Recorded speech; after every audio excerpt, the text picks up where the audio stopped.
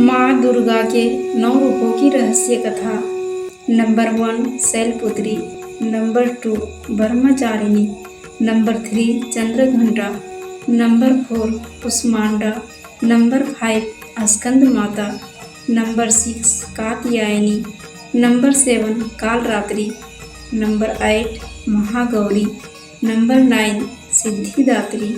पर्वतराज हिमालय की पुत्री होने के कारण पार्वती माता को शैलपुत्री भी कहा जाता है। ब्रह्मचारिणी अर्थात जब उन्होंने तपश्चर्या द्वारा भगवान शिव को पाया था। चंद्रघंटा अर्थात जिनके मस्तक पर चंद्र के आकार का तिलक है। ब्रह्मांड को उत्पन्न करने की शक्ति प्राप्त करने के बाद उन्हें कुष्मांडा कहा जाने लगा।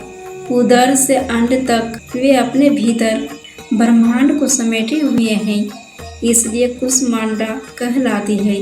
कुछ लोगों के अनुसार कुष्मांडा नाम के एक समाज द्वारा पूजित होने के कारण कुष्मांड कहलाई।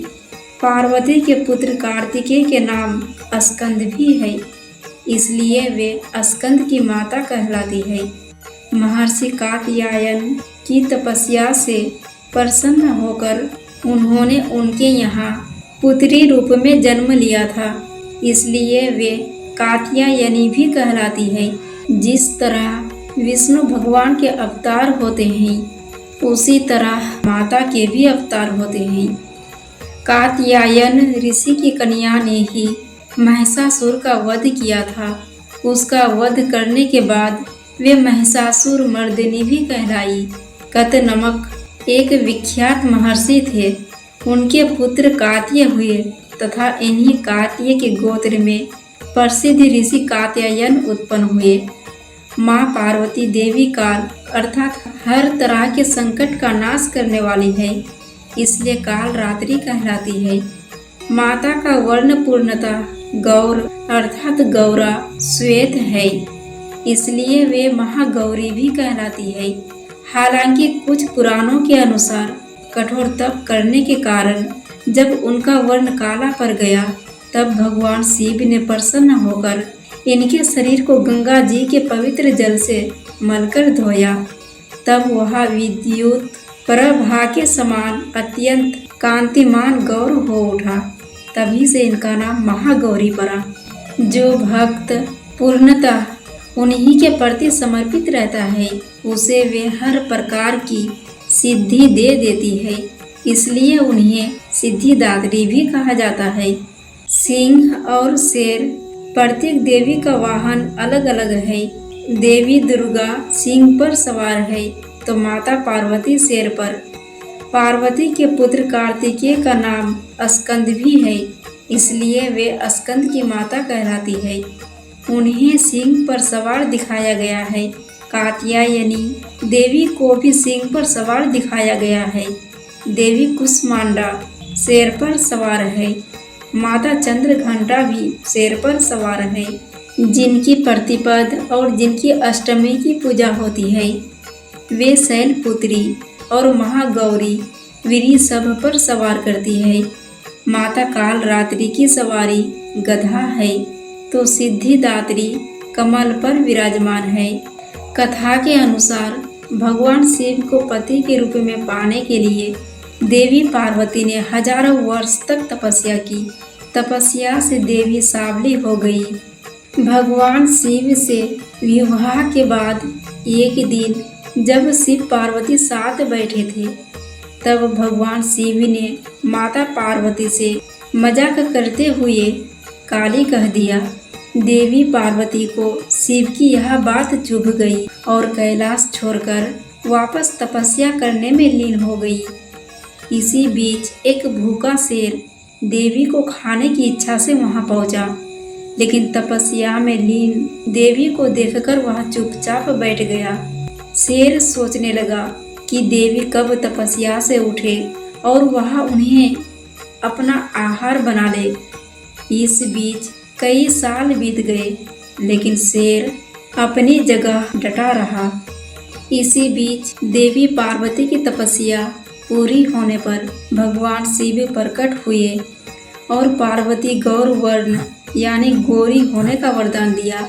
इसके बाद देवी पार्वती ने गंगा स्नान किया और उनके शरीर से एक सावली देवी प्रकट हुई जो कौशिकी कहलाई और गौरव वर्ण हो जाने के कारण देवी पार्वती गौरी कहलाने लगी। देवी पार्वती ने उस सिंह को अपना वाहन बना लिया जो खाने के लिए बैठा था।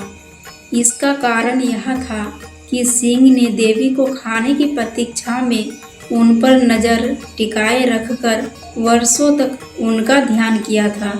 देवी पार्वती ने इसे सिंह की तपस्या मान लिया और अपनी सेवा में ले लिया। इसलिए देवी पार्वती के सिंह और वृष दोनों वाहन माने जाते हैं। दोस्तों, आज हम आपको पूरे विस्तार से नवरात्र और उससे जुड़ी कहानी के बारे में बताने जा रहे हैं। उससे पहले आप सबसे मेरी एक छोटी सी विनती है, कृपया आप वीडियो को देखने के बाद कमेंट में जय माता दी जरूर लिखें और साथ ही चैनल को लाइक और सब्सक्राइब करना न भूलें। कथाओं के अनुसार महिषासुर नाम का एक राक्षस था। कठोर तप करके महिषासुर ने ब्रह्मा जी को प्रसन्न कर लिया था। महिषासुर की तपस्या से खुश होकर ब्रह्मा जी ने उसे अमर होने का वरदान दे दिया। ब्रह्मा जी से मिले वरदान के कारण महिषासुर का अत्याचार दिनों दिन बढ़ने लगा। एक रोज महिषासुर ने देवताओं पर आक्रमण कर दिया। उसके अत्याचार से परेशान होकर सभी देवताओं ने ब्रह्मा, विष्णु और महेश का आवाहन किया। ब्रह्मा ने महिषासुर को वरदान दिया था कि कोई भी पुरुष या देव उसका वध नहीं कर सकता। ऐसे में ब्रह्मा, विष्णु और महेश ने आदि शक्ति का आवाहन किया, जिसके बाद माँ आदि शक्ति देवी दुर्गा का रूप में प्रकट हुई। 9 दिनों तक देवी दुर्गा और महिषासुर के बीच भयंकर युद्ध हुआ। 10वें दिन माँ दुर्गा ने दुष्ट राक्षस का वध कर दिया, जिसके उपलक्ष्य में हर साल नवरात्रि का पर्व मनाया जाता है और पूरे विधि विधान से दुर्गा पूजा का उत्सव मनाया जाता है। दोस्तों, माता रानी की कथा सुनने के बाद कमेंट में जय माता दी जरूर लिखें। इससे माता रानी आप सभी के कष्टों को दूर करेंगे। माता रानी आप सभी को खुश रखे, स्वस्थ रखे, मस्त रखे और सभी दुखों से दूर रखे। फिर मिलेंगे दोस्तों, तब तक के लिए जय माता दी।